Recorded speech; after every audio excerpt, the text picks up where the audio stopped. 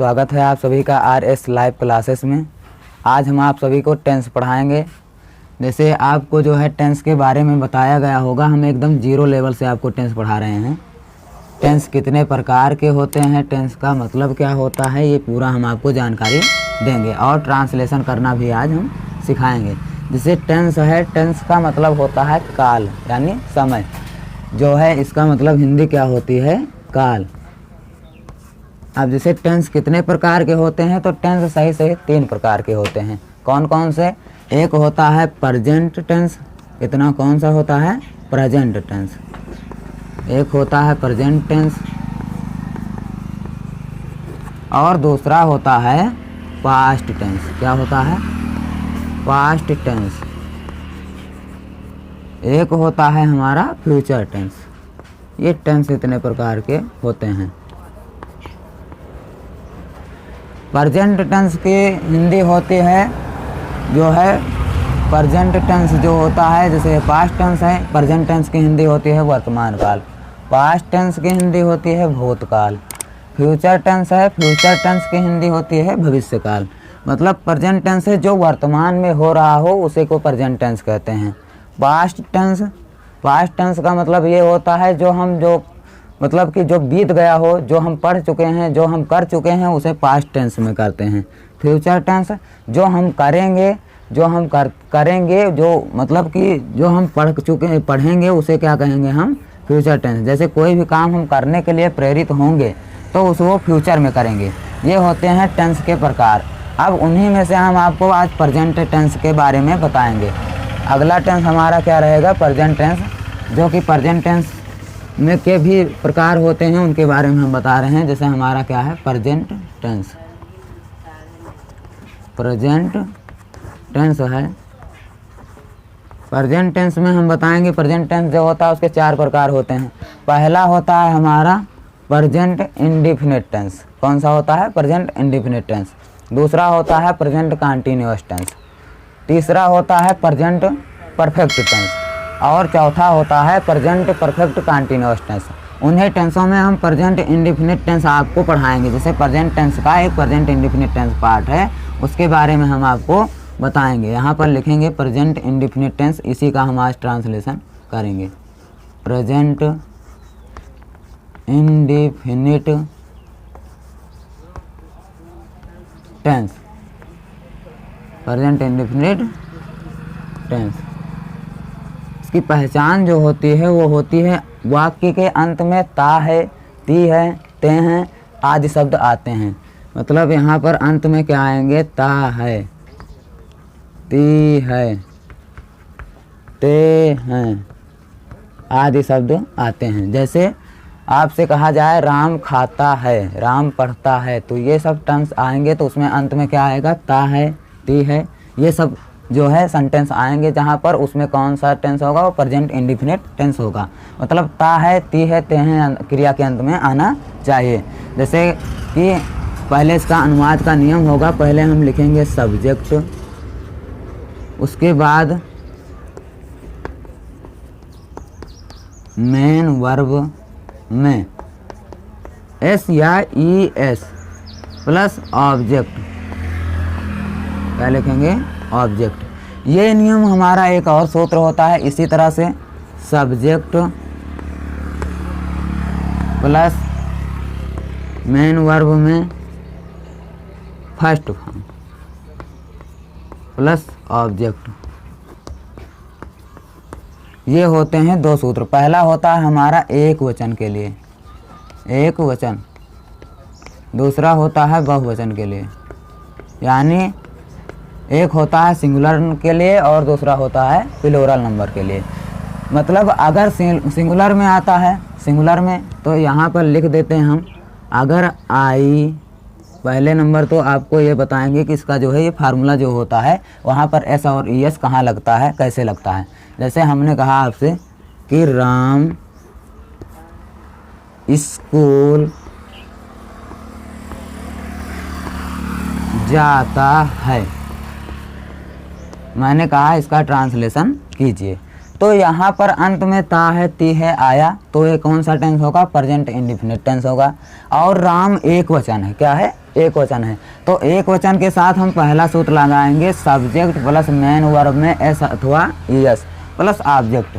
तो यहाँ पर याद रखिएगा, जहाँ शब्द में, जिस शब्द में जो है स्वर आता है, जैसे हम यहाँ पर करते हैं इसका, तो राम पहले हम करेंगे सब्जेक्ट, सब्जेक्ट होता है कर्ता, सब कर्ता किसे कहते हैं, क्रिया किसे कहते हैं, हम आप बता देते हैं। जैसे सब्जेक्ट है, सब्जेक्ट मतलब कर्ता, जो काम करे उसी को कर्ता बोलते हैं।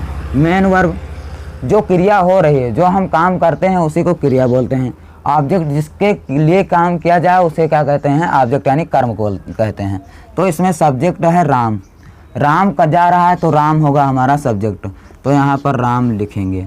उसके बाद जो है जाता है, क्या है, जाता है, तो यहाँ पर ये हो गई क्रिया हमारी, क्या हो गई, क्रिया। तो क्रिया में जाने की इंग्लिश होती है गो। अब यहाँ पर आएगा कि एस अथवा यस कैसे जोड़ा जाए, तो हम आपको बता देते हैं। जहाँ वाक्य के जो मेन वर्ब है उसके अंत में स्वर आता है, क्या आता है, स्वर आता है। जैसे ए, ई, आई, ओ, यू, ये होते हैं हमारे इंग्लिश के स्वर, 5 स्वर होते हैं।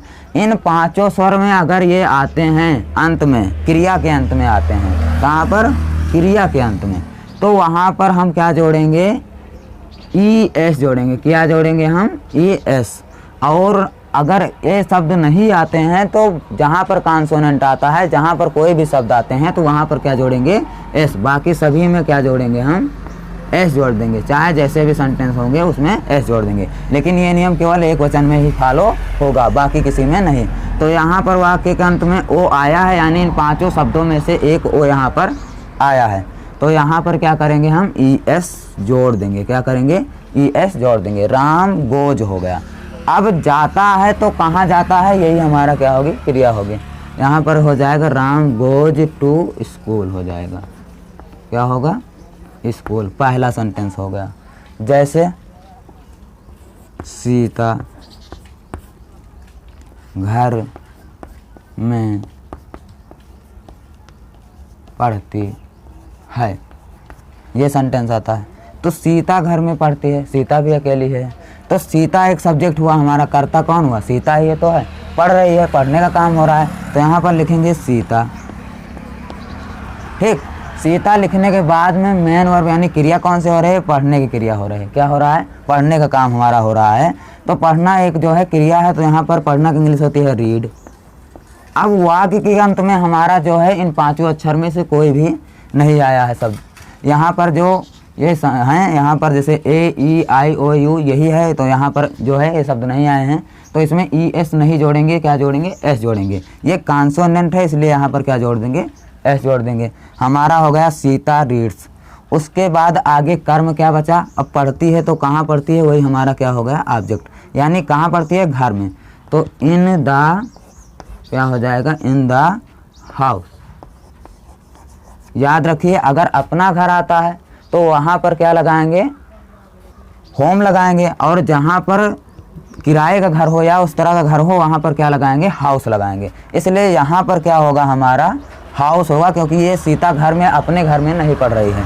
ठीक है, ये हो गए हमारे एक वचन के नियमों के जो है सूत्र पर कैसे किया जाता है, ये सेंटेंस हमने बताया। आगे हमारा जैसे बहुवचन का आ जाता है, तो बहुवचन का तो और सिंपल है। जैसे हमने कह दिया वे स्कूल में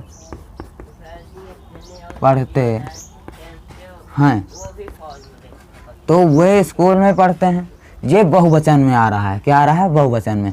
तो इस तरह के अगर जो है सेंटेंस आए उसमें जो ये वे है, जैसे वे हुआ, तुम हुआ, तो ये सब क्या हो गए, बहुवचन में आते हैं। तो इसमें हम क्या करेंगे कि यहाँ पर सेंटेंस जो बनाएंगे इसमें ये वाला सूत्र लगाएंगे। सब्जेक्ट हमारा वे हुआ, वे की इंग्लिश होती है दे, क्या होती है, दे होती है।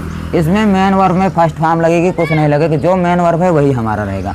मेन वर्ब हमारा क्या है, क्रिया कौन सी हो रही है, पढ़ने की क्रिया हो रही है, पढ़ रहा है वो, तो पढ़ने की इंग्लिश होती है रीड। तो रीड का चाहे जो रीड का फर्स्ट फॉर्म होता है वो क्या होता है, रीड ही होता है। इसमें कुछ नहीं करेंगे, सब्जेक्ट हमारा दे हो गया, उसके बाद मेन वर्ब में फर्स्ट फॉर्म रीड का रीड ही हो गया, उसके बाद पढ़ना का क्या हो, ऑब्जेक्ट क्या हो गया, स्कूल में पढ़ रहा है। कहाँ पढ़ रहा है, स्कूल में, तो they read in the school होगा, क्या होगा, स्कूल। एक सेंटेंस ये होगा, ये बहुवचन के लिए होगा। जैसे तुम अपने घर में खेलते हो, ये सेंटेंस हुआ। तुम अपने घर में खेलते हो, इसको करना है तो सब्जेक्ट क्या है हमारा, तुम है। तुम की इंग्लिश होती है यू, ये भी बहुवचन में ही आता है, तुम में बहुत से लोग आते हैं। उसके बाद मेन और कौन सा जो है क्रिया है इसमें, खेलना। खेलना को होती है क्या, प्ले होती है, तो प्ले लिख देंगे। इसमें भी फर्स्ट फॉर्म प्ले ही होगा। उसके बाद खेलती है तो कहाँ खेलती है, अपने घर में, तो यू है। यू का अपना के लिए पोसेसिव केस होता है, यू का अपना के लिए होता है योर, क्या होता है, योर होता है। तो यू प्ले, उसके बाद इन योर हाउस, क्योंकि अपने घर में है तो इन योर हाउस होगा। सॉरी, यहाँ पर अपना घर है तो इसलिए होम ही लगाएंगे, हाउस नहीं लगाएंगे क्योंकि अपने घर में पढ़ रहे हैं। तो you play in your home होगा। ये हमारा सेंटेंस एक वचन और बहुवचन के लिए